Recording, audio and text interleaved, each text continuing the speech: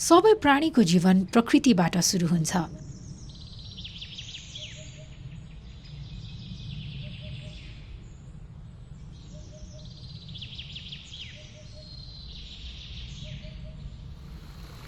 आदिवासीहरूको जीवन पनि परापूर्वकालदेखि नै प्रकृतिमा आश्रित छ।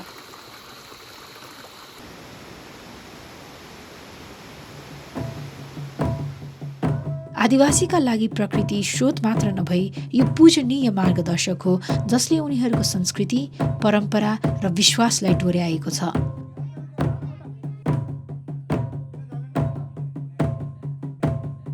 प्रकृति आदिवासीको पहिचान र अस्तित्वको एक बहुमूल्य आधार हो।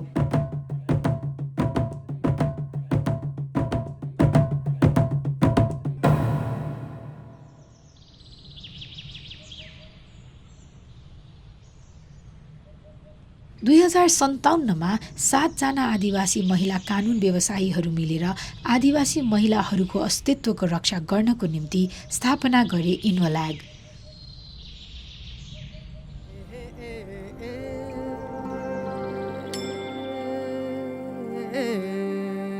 आदिवासी महिला कानुनी सचेतना समूह।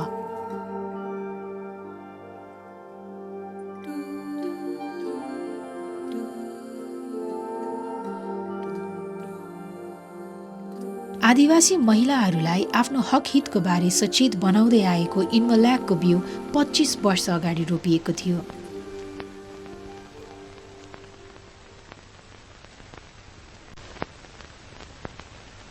सयौं वर्षसम्म नेपालको आदिवासीहरूको आवाज शासन प्रणालीद्वारा दबाइयो।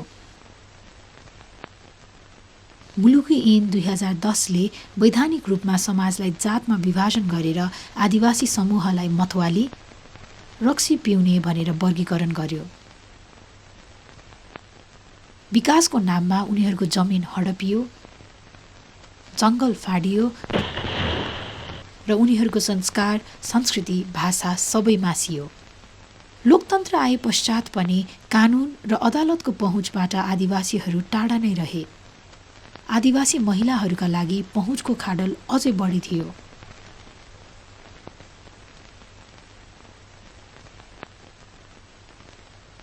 आदिवासी भएर जन्मिँदा र त्यसमाथि महिला हुँदा उनीहरू पितृसत्ता र जात व्यवस्थाको दोहोरो उत्पीडनमा जीवन बिताउन बाध्य थिए। हामी विभिन्न ठाउँमा आफ्नै प्रोफेसनमा, आफ्नै ल फर्ममा र विभिन्न सङ्घ संस्थाहरूमा कार्यरत थियौँ।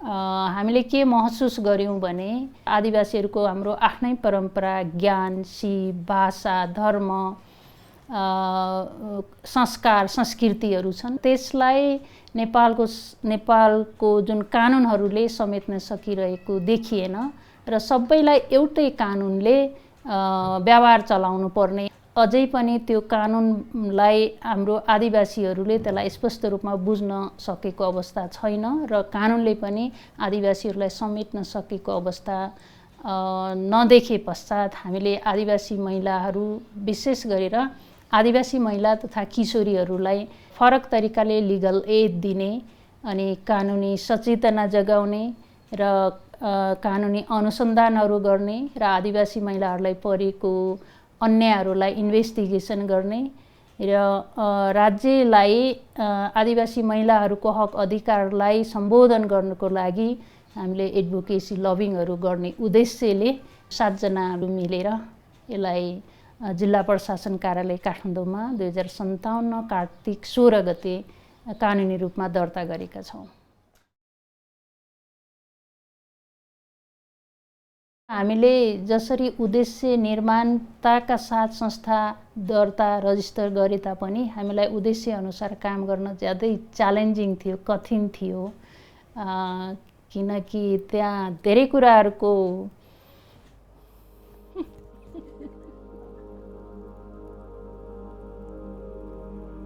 हामीसँग धेरै चुनौतीहरू थिए। एउटा त आदिवासीको हकमा काम गर्नेहरूलाई फरक तरिकाले हेर्थे, राज्यको सपोर्ट पनि थिएन र अर्को हामीसँग पैसाहरू पनि थिएन अनि र अफिस पनि थिएन कसरी काम सञ्चालन गर्ने, किनभने लिगल एड दिन्छौँ भनेका थियौँ, तर पीडितहरू आयो भने कहाँ राख्ने, कसरी काउन्सिलिङ गर्ने भन्ने कुराहरूको समस्या थियो। तर हामीले के सोच्यौँ भने हामी जुन 7 जना मेम्बरहरू थियौँ तदर्थ समिति र फाउन्डर भन्छौँ, र सल्लाह गऱ्यो हामीले, होइन हामीले संस्था मात्रै खोलेर हुँदैन, यसलाई उद्देश्य बमोजिम सञ्चालन गर्नुपर्छ भनेर हामीले आफ्नो आफ्नो तर्फबाट जति पनि हामी प्र्याक्टिस गर्दाखेरि आफ्नो इन्डिभिजुअल खर्चहरू त्यहाँ उठाउने र संस्थालाई थोरै बहाल लिने र सानो एउटा रुममा संस्था सञ्चालन गर्न सुरु गऱ्यौँ। र आदिवासी जनजाति उत्थान राष्ट्रिय प्रतिष्ठानमा यो कुराहरू प्रस्ताव राख्यौँ हामीले, र थोरै त्यहाँबाट डोनेसनहरू पनि दिन्थ्यो, जम्मा 60,000 50,000 त्यस्तै दिन्थ्यो। अनि त्यसपछि त्यसैले एउटा जिल्लामा हामीले 5,000 छुट्याएको थियो कानुनी सचेतनामूलक सञ्चालन गर्दाखेरि। इन्वोल्यागद्वारा आयोजित पहिलो कार्यक्रम जातीय भेदभावमा दिएको कार्यशाला थियो, जुन आदिवासी जनजाति उत्थान राष्ट्रिय प्रतिष्ठानको समर्थनमा भएको थियो। सन् 2004 मा संस्थापक सदस्य शारदा सुब्बा र इन्दिरा कुमारी श्रीषले LACC को प्रतिनिधित्व गर्दै भारतको लखनऊमा विश्वका प्रधान न्यायाधीशहरूको अन्तर्राष्ट्रिय सम्मेलनमा उपस्थित जनाए। त्यहाँ उनीहरूको भेट उबन्टु फोरम स्पेनसँग भयो। यो भेटले उबन्टु र इन्वोल्याग बीच सहकार्यको अवसर दियो। यी दुई संस्था बीचको सहकार्यमा विभिन्न जिल्लाहरूमा वकालत र सचेतनाका कार्यक्रमहरू सञ्चालन भए।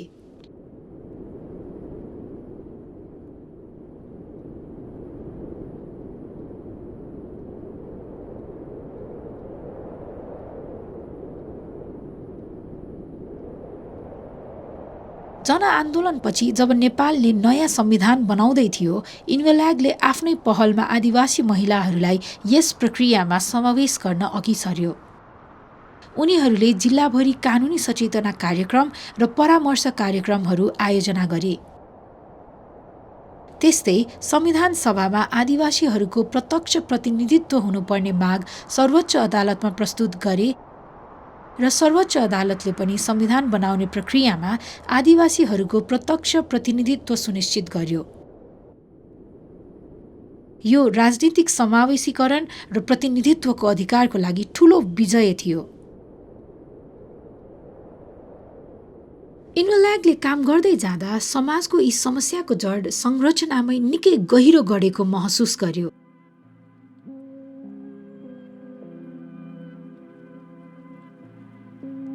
हामीले व्यवहारमा हेर्दाखेरि आदिवासी महिला र अन्य महिलाहरूमा फरक देख्छौँ। ट्रेनिङहरू सञ्चालन गर्दा अथवा कानुनी सचेतना कार्यक्रमहरू गर्दा जहिले पनि आदिवासी महिलाहरू पछाडि परेर बसिरहेको र किन यसो गरेको होला भन्ने सन्दर्भमा अनुसन्धान गर्दाखेरि उहाँहरूको आदिवासीहरूको भाषा नमिल्दो रहेछ। 59 जनजातिहरूको आफ्नै आफ्नै भाषा, संस्कार, संस्कृतिहरू छन्, तर त्यो भाषामा राज्यले अझै पनि सूचनाहरू प्रवाह गर्न सकिरहेको छैन। त्यो 1 नम्बरको फन्डामेन्टल राइट्स अथवा मौलिक अधिकार हो, सूचनाको हक। जब मानिस सचेत हुँदैन तब केही कुराको पनि अगाडि बढ्न सक्दैन, किनभने आदिवासी महिलाहरू यो जान्दैनन्, बुझ्दैनन्, त्यसैले यिनीहरूलाई कुनै पनि कुराहरूमा अगाडि ल्याउनु हुँदैन, लिडरसिप गर्न सक्दैनन् भन्ने जुन कन्सेप्ट छ नि मान्छेको, त्यो सूचना नपाएर नै त्यो भएको। जब सचेत हुन्छ नि मान्छे, पछि जे पनि गर्न सक्छ।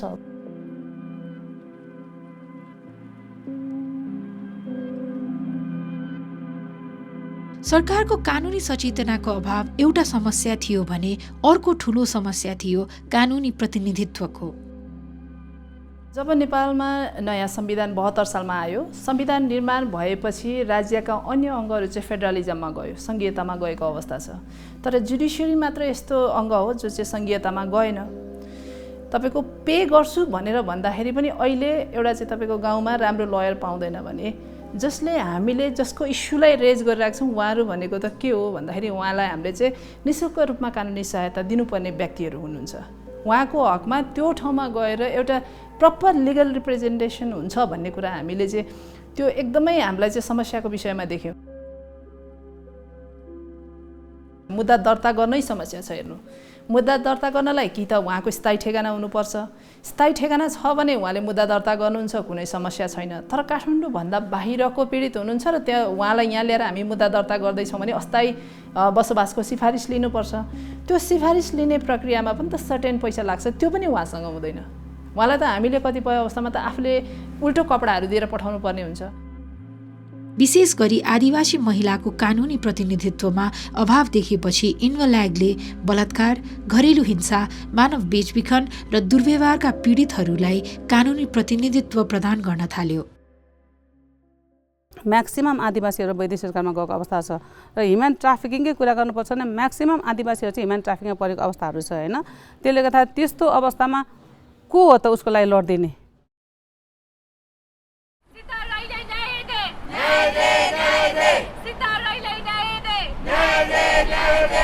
एउटा उल्लेखनीय मुद्दा थियो यो 21 वर्षीय सीता राईको।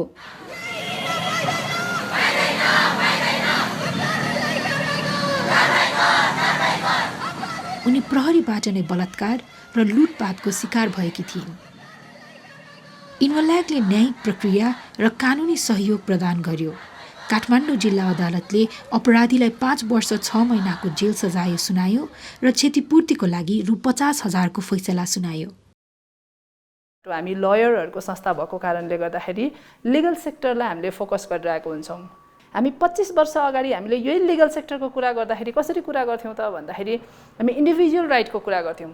एउटा महिलालाई जबरजस्तीकरणको मुद्दा पर्यो र ऊ आदिवासी छ भने उसलाई हामीले कानुनी रूपमा चाहिँ रिप्रेजेन्टेसन गरिदिन्थ्यौँ भने आज हामीले चाहिँ फेरि हाम्रो यो उद्देश्यलाई चाहिँ विस्तार गरेर चाहिँ हामी कलेक्टिभ राइटमा हेरिरहेका छौँ।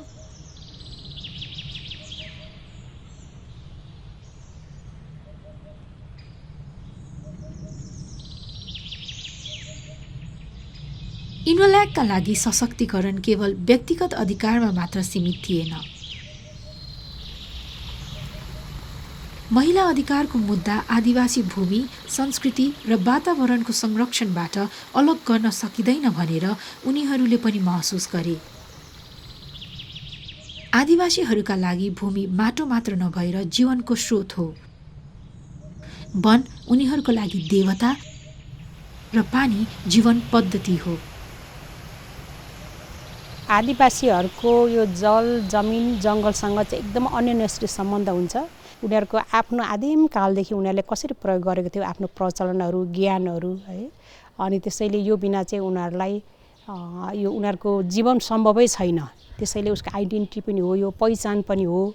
तनहुँ जिल्लामा कानुनी सचेतना कार्यक्रम गर्न गइरहेका थियौँ र त्यहाँ 81 हामीले के देख्यौँ भने तनहुँ हाइड्रो पावरले त्यहाँका आदिवासी मगर समुदायहरू विशेष गरेर 73% मगर समुदायहरू हुनुहुन्छ र उहाँहरूको जमिन चाहिँ सरकारले अधिग्रहण गरेको रहेछ र उहाँहरू त्यो अधिग्रहण गरेकोबाट उहाँहरूले मुआब्जा अथवा उहाँहरूको अधिकार कसरी प्राप्त गर्ने भन्ने बारेमा अन्यल भएको हामीले त्यहाँ पुगेर थाहा पायौँ।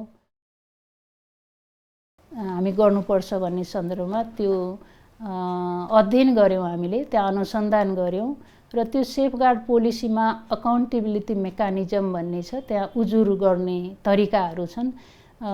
कुनैले क्षतिपूर्तिमा अथवा उनीहरूको मुआब्जामा अथवा उहाँहरूको अधिकारमा चित्त बुझाएका छैनन् भने त्यो उजुरी गर्न पाउने मेकानिजम छ। त्यो अन्तर्गत हामीले उजुरी दियौँ र विशेष त उनीहरूलाई सचेतनामूलक कार्यक्रमहरू गऱ्यौँ र उहाँलाई ट्रेनिङहरू दियौँ र उहाँहरूकै मुद्दाहरू हामीले एज एनजिओ एडभाइजरको रूपमा हेरिरह्यौँ। के पैसा लो डेली इडिक पैसा लाएर कुलानु के अनि इसे मुआब्जा कुराङ पनि चरम राजनीतिकरणले अनि त्यही माथि कानुन मगर जातिको चाहिँ एकदमै विभेद जान्नु मेको चाहिँ धेरै लाके कानको कि चाहिँ थोरै याके नि अब होटजालले होडी पैसा लाएर कान कुसे ठाउँ बसाइ सरिस्केनु के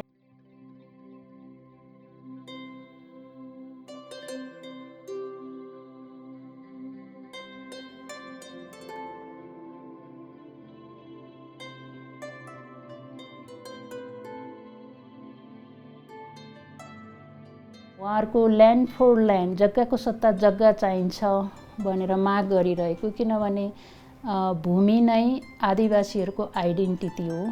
त्यो बिना आदिवासीहरू बाँच्न सक्दैनन्। सरकारले त्यसलाई विस्थापित गरिरहेको छ।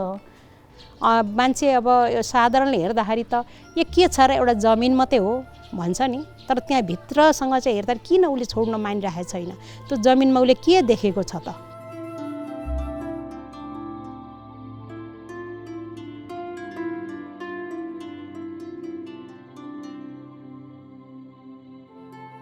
अनि त्यसैले त्यो ठाउँबाट चाहिँ त्यस्तो खालका समुदाय आदिवासीलाई अर्को ठाउँमा सारेर गइसकेपछि उसको हर कुरो मर्छ कि।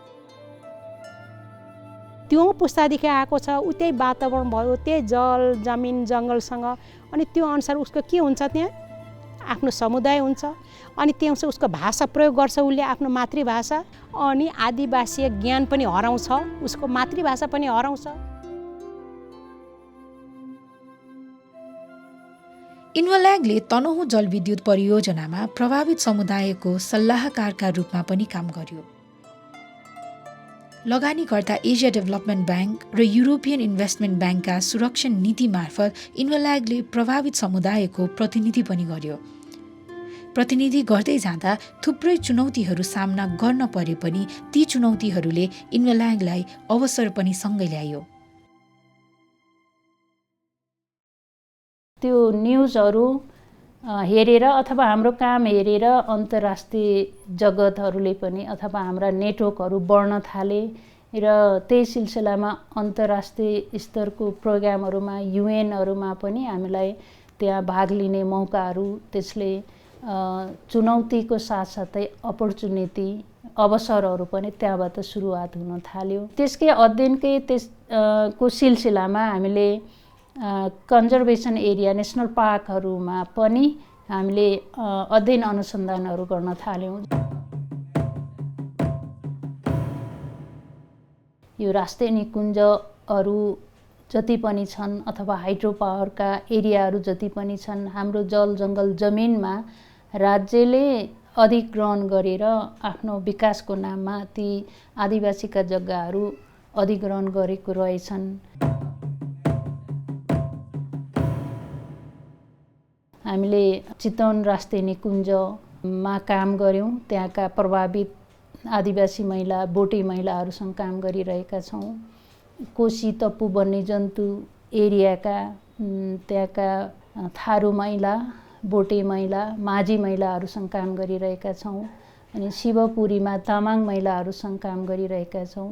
अनि धुरपाटन हन्टिङ रिजर्भमा त्यहाँका मगर आदिवासीहरूको पुर्ख्यौली थाकथलो हो, तर राज्यले हन्टिङ रिजर्भको नाममा त्यो जमिन अधिग्रहण गर्यो, राज्यले अकुपाई गर्यो। तर त्यहाँका मगरहरूको अहिले आर्थिक स्थिति निकै नाजुक छ, त्यहाँबाट विस्थापित हुनु परेको छ, वैदेशिक रोजगारमा जानु परेको छ, तर त्यहाँ दक्षता त छैन नि, क्यापेबल छैनन्। त्यसैले फेरि पनि उनीहरू अन्यायमा परिरहेको अवस्था छ। इन्भल्यागले हामीले चाहिँ अब सर्टेन कन्जर्भेसन एरियामा चाहिँ गएर चाहिँ त्यहाँको विमेन, विशेष गरेर विमेनहरूलाई हामीले चाहिँ उहाँहरूको चाहिँ जुन यो हाम्रो आदिवासी जनजातिहरूको अधिकार छ होइन, त्यसको बारेमा चाहिँ उहाँहरूलाई हामीले सचेत गराउँदै आइरहेको छु। अनि त्यति मात्र होइन कि त्यसमा चाहिँ अब भाइलेन्सको कुराहरू पनि आउँछ होइन, सेक्सुअल हरासमेन्टको कुराहरू आउँछ। त्यो कुराहरू पनि कसरी चाहिँ नि कन्सर्न निकायमा गएर चाहिँ उजुरी गर्ने भनेर त्यो कुराहरू सिकाएको छौँ। प्लस हामीले चाहिँ फोकल पर्सन पनि सबै ठाउँहरूमा राखेका छौँ र प्लस हाम्रो चाहिँ इन्डिजिनियस विमेन ह्युमन राइट डिफेन्डरहरू पनि हुनुहुन्छ। टोटल 87 जना हुनुहुन्छ उहाँहरू होइन। 87 जनालाई चाहिँ सबै ठाउँमा छ। अनि त्यो ठाउँमा चाहिँ उहाँहरूले चाहिँ जति पनि आफ्नो एरियामा भएको कुराहरू चाहिँ उहाँहरूले चाहिँ त्यो ठाउँमा चाहिँ रेगुलेट गरिराख्नु भएको छ होइन। इन्भल्यागले राष्ट्रिय निकुञ्ज र वन्यजन्तु संरक्षण क्षेत्रमा प्रभावित आदिवासी महिलाहरूलाई क्षमता विकास गर्न सहयोग गर्दै आएको छ। उनीहरूलाई आफ्ना अधिकार र जीविकोपार्जनका तालिम दिएर सक्षम बनाउँदै आएको छ।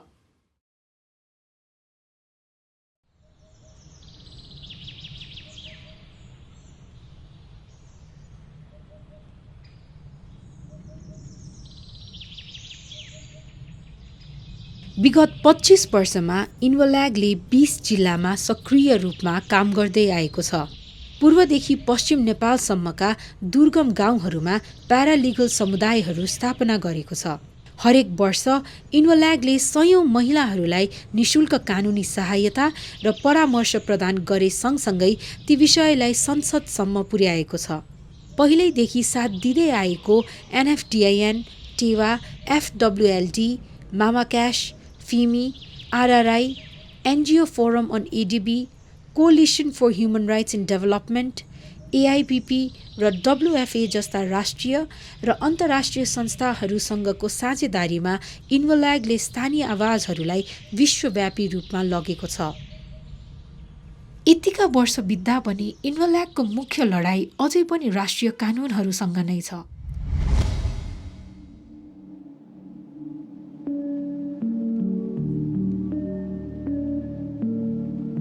राष्ट्रिय कानुनले अझै पनि आदिवासी संस्कृतिको मूल्य मान्यतालाई समेट्दैन।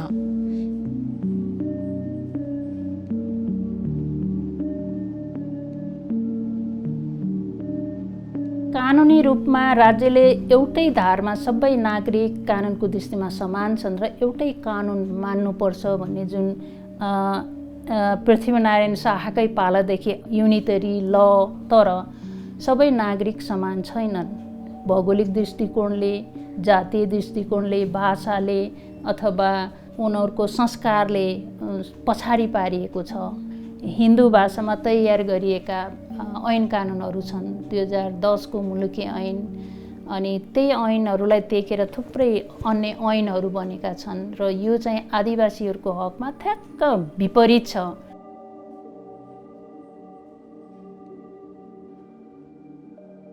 हाम्रो आदिवासी जो महिलाहरू हुनुहुन्छ उहाँहरूले जति पनि एउटा काम गरिराख्नु भएको हुन्छ त्यो काम भनेको उहाँको कस्टमरी प्र्याक्टिसेसलाई हेर्ने भने त्यो ठिक छ, त्यो जायज हो। तर फेरि त्यसलाई हामीले चाहिँ यता लेजिस्लेसनले बनाएको लसँग जोड्ने भने त्यो त फेरि अफेन्स हो, अथवा त्यो चाहिँ के हो भन्दाखेरि अपराध हो। हाम्रो संस्कारमा गाईको मासु खानुपर्छ भन्ने छ नि त, तर हाम्रो कानुनले त्यो खानु हुँदैन भनेर मुलुकी ऐनले व्यवस्था गर्यो। अब त्यो हाम्रो आदिवासीको कन्सेप्टबाट हेर्दाखेरि त्यो हाम्रो अधिकार थियो, खान पाउने अधिकार थियो, हाम्रो पितृलाई चढाउनु पर्थ्यो, तर कानुनले त्यसलाई बन्देज गर्यो। आदिवासी भएको कारणले हेर्नुहुन्छ भने कतिपय अवस्थामा एकदमै आदिवासीकै भएको कारणले गर्दा सरकारबाट नै हामीलाई पछाडि हामीलाई धकेलेको अवस्था छ नि त। सरकारले यो इस्युलाई अझै पनि आधिकारिक रूपमा र अझै यो इस्यु चाहिँ हाम्रो भनेर सरकारले ओन गरेको अवस्थै छैन, होइन? यो विषय भनेको हामी आदिवासीले मात्र बुझेर पुग्ने विषय चाहिँ होइन। यो विषय भनेको त तपाईँको ल बनाउने, कानुन बनाउने लेजिस्लेटिभहरूले पनि बुझ्नुपर्ने विषय हो। ललाई इन्टरप्रेट गर्ने जुडिसियरीमा बस्ने जुडिसियरीहरूले बुझ्नुपर्ने विषय पनि हो। तपाईँ हामीले देख्न सक्छौँ 10 वर्ष अगाडि तपाईँ अदालतमा जानुभयो भने कहीँ पनि तपाईँ हाम्रो जस्तो अनुहार देखिन्थेन, तर आज जाने भने फेरि हाम्रो जस्तो अनुहारहरू धेरै देखिन्छ। यो चाहिँ अहिले कतिपय आर्यनहरूले पनि आदिवासीको इस्युलाई बुझिरहेको अवस्था छ भने कतिपय जनजातिले पनि त्यो इस्युलाई चाहिँ नबुझिरहेको भन्नु अथवा नेग्लेक्ट गरिरहेको अवस्था छ। आदिवासी जनजातिहरूलाई आफ्नो अधिकारको बारेमा त उहाँहरूलाई थाहा छैन नै, हामीले उहाँहरूलाई नै अवेर गर्ने हो। तर कस्तो भयो भने पछिल्लो समयमा के भयो भन्दाखेरि चाहिँ यो आदिवासी भन्दा पनि अझै गैर आदिवासी जनजातिहरूलाई पनि अलिकति अवेर गर्नुपर्छ कि भनेपछि हामीले पहिलो त कानुन बन्ने प्रक्रिया जब हुन्छ त्यो बेलामा नै हामीले चाहिँ आफ्नो चाहिँ तपाईँको हाम्रो कल्चर अथवा हाम्रो चाहिँ कस्टमहरू जस्तो छ त्यो अनुसार चाहिँ कानुन बनाउने कोसिस गर्नु पर्यो। अर्को पाटो के छ त भन्दाखेरि अघि पनि मैले भनेको थिएँ, इन्टरनेसनल हाम्रो जति पनि लहरू छ त्यसलाई चाहिँ अहिले चाहिँ हामीले जति सक्दो चाँडो डोमेस्टिकेसन गर्नुपर्ने अवस्था देखिन्छ। नेपालको राष्ट्रिय कानुनले आदिवासी अधिकारहरूलाई निरन्तर सीमान्तकृत गरेको छ। यो बुझेर इन्भोल्यागले विश्वव्यापी रूपमा आदिवासी अधिकारहरूलाई कसरी सुरक्षित गरिन्छ भनेर बुझ्न अन्तर्राष्ट्रिय एजेन्सीहरू र कानुनी प्रणालीहरूसँग पनि संलग्न हुन थाल्यो।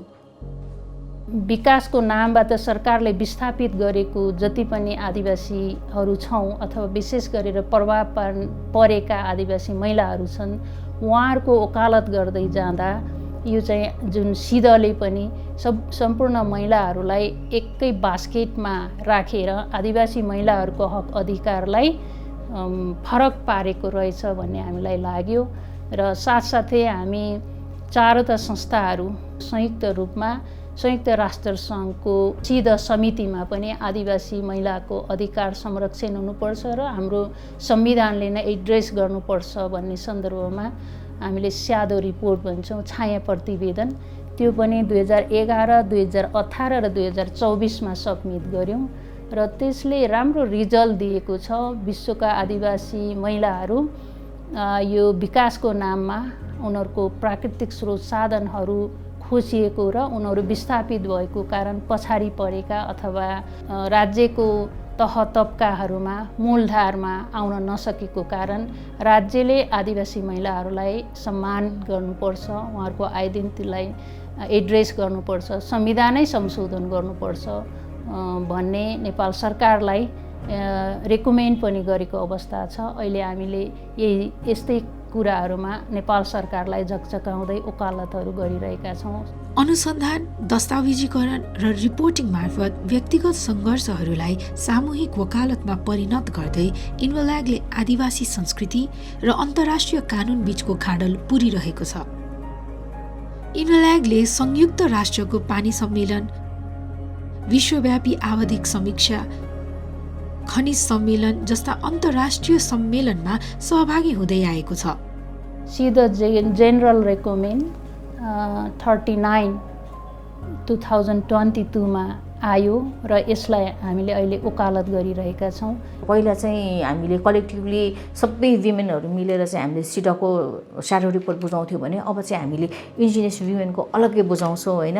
त्यस्तै गरेर युपिआरमा पनि इन्डिजिनियस हाम्रो विमेनहरूको हामीले अलग्गै रिपोर्ट बुझाउँछौँ। त्यस्तै गरेर सर्टमा पनि हामीले अलग्गै बुझाउँछौँ होइन। यो सबैभन्दा महत्त्वपूर्ण अन्तर्राष्ट्रिय लेभलबाट सरकारलाई दबाव पुर्न एउटा टुल्सको रूपमा आएको छ। यो चाहिँ महत्त्वपूर्ण हो। नेपालको कानुनले उनीहरूको वकालतलाई समावेश नगरे पनि परिवर्तनप्रति उनीहरूको पूर्ण विश्वास र विगत 25 वर्षमा प्रभाव ल्याएका जीवनले उनीहरूलाई निरन्तर प्रेरित राखिरहेको छ। नमस्कार, मेरो नाम पार्वती साक्य हो। म परिचयबाट नै सुरु गर्न चाहे।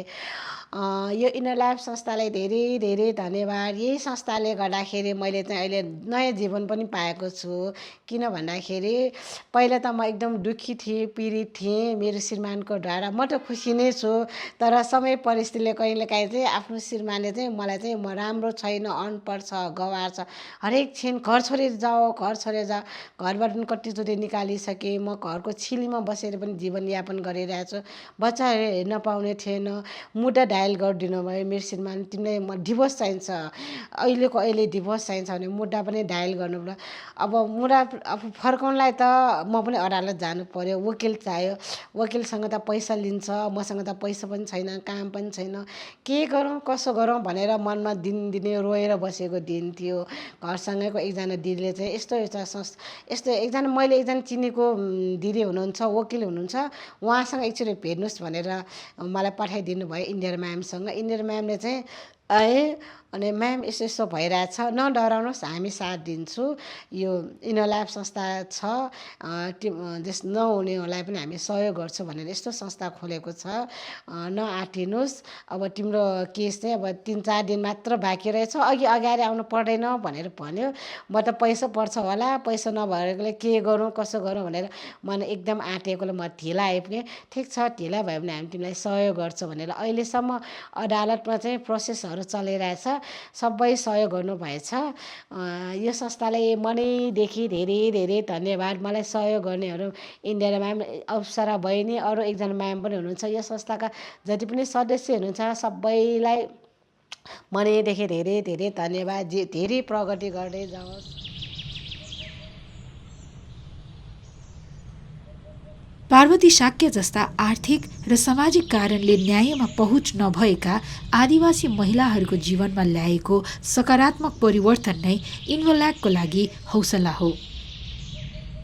खुला समाजमा प्रतिस्पर्धा छ होइन, अनि आफ्नो भाषा आउँदैन हामीलाई। हामी चाहिँ अर्को समाजसँग बोल्न जानु डर लाग्ने, किनभने म त तामाङ भाषा मात्रै बोल्छु भनेर महिलाहरू, त्यहाँ मूल खर्कको महिलाहरू 2-3 ठाउँ ओख्रेनी मूल खर्कको महिलाहरू कहीँ नजाने, उहाँहरूलाई अवेरनेस प्रोग्राम गऱ्यौँ, लिडरसिप अनि नेतृत्व विकास गरायौँ।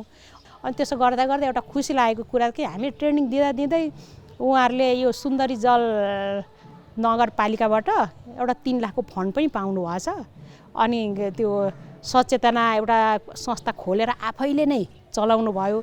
मातृभाषामा बाहेक उसले नेपाली भाषामा राम्रोसँग बोल्न नसक्ने व्यक्ति जुन आज चाहिँ सक्षम भए चाहिँ वैदेशिक रोजगारमा गएर चाहिँ इनोल्याकमा आएर आफ्नो एक्सपिरियन्स सेयर गर्दा चाहिँ हामीलाई यस्तो खुसी लाग्छ, ओहो हामीले त कुन लेभलको मान्छेलाई चाहिँ हामीले कहाँ पुर्याउन सकेछौँ भन्दाखेरि हामी आफू पनि अलिकति सक्षम भएको हो कि। अहिले यो 25 वर्षमा पार गर्दा केही चुनौतीहरू बेहोर्नु परे तापनि के खुसी लागिरहेको छ भने सचेत चाहिँ भइसकेका छन् है।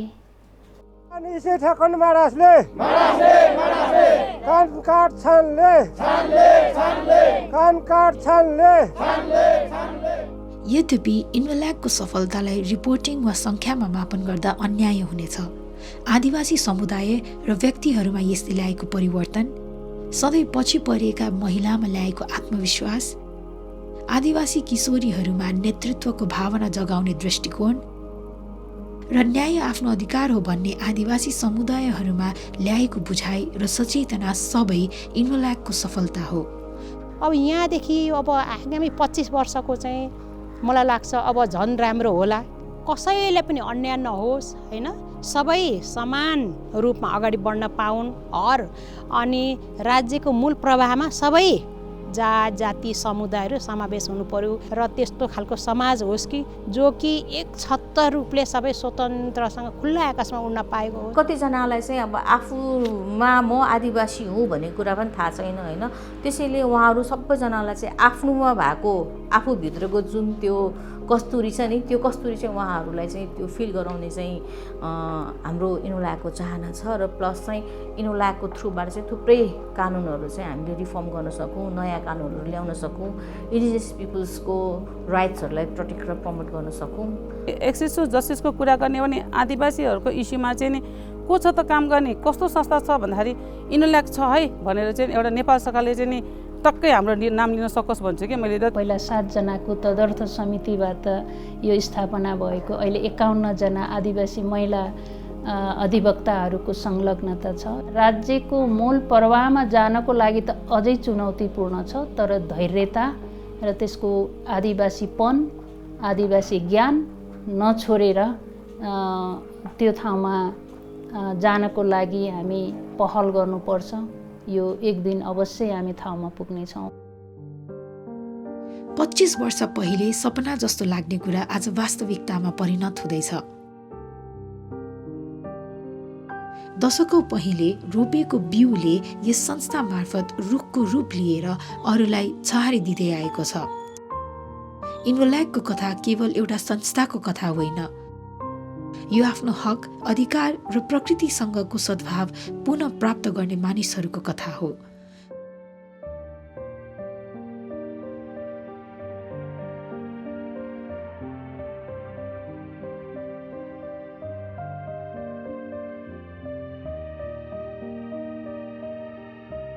हामी यो 25औं वर्ष मनाउँदै गर्दा हामी संस्थालाई मात्र होइन, न्याय खोज्ने साहस गर्ने हरेक महिला, हरेक समुदाय र उनको साथमा उभिने हरेक कानुनी व्यवसायीहरूलाई पनि सम्मान गर्छौं।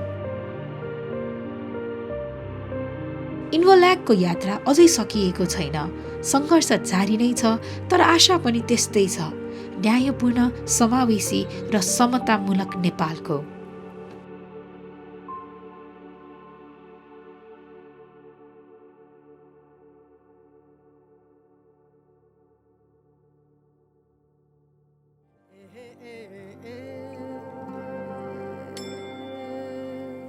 ए